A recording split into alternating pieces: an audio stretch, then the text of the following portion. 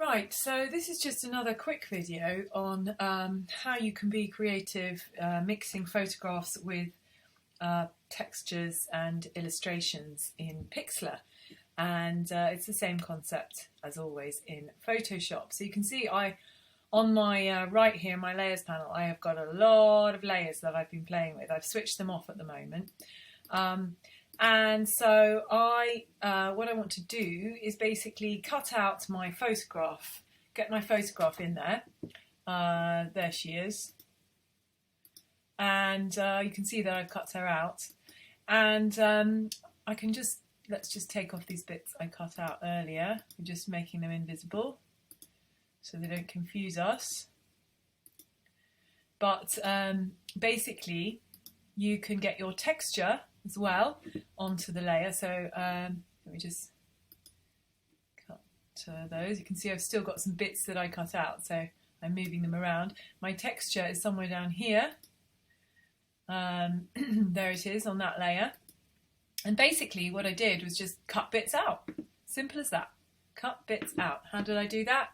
Using my lasso tool.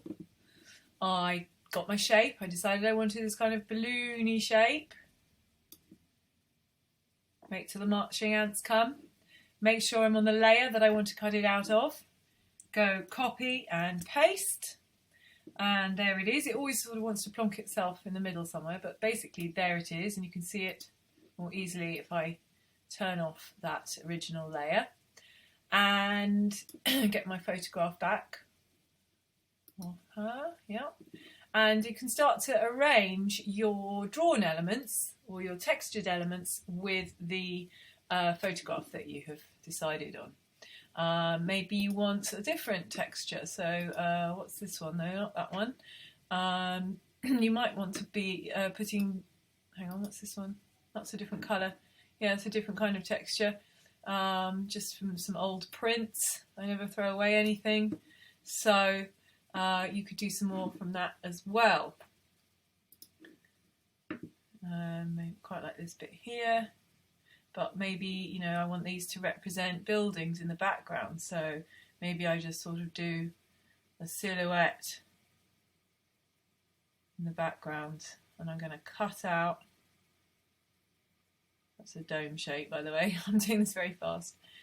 And cut out this like this. Make sure I'm on the layer that I want to cut from.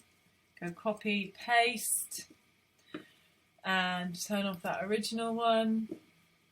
Get my select tool, move it down, move it up, wherever I want to go, you see.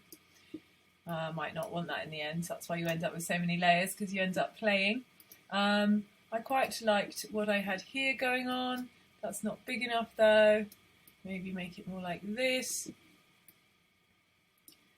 Make that a bit bigger. And start to turn on some of the things I'd already cut out. And make sure that they're on top of the main background layer, otherwise you won't see them.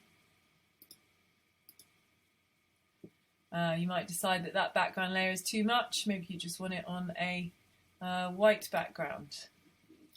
And so you start to get the idea. Maybe you just want that somewhere else. So, yeah, it's pretty simple, really, once you've got the hang of it. There's another possible idea, which is, you know, your hand-drawn elements can be completely different. So you've maybe hand-drawn these, you've scanned them in or you've cut them out, you've arranged them around your...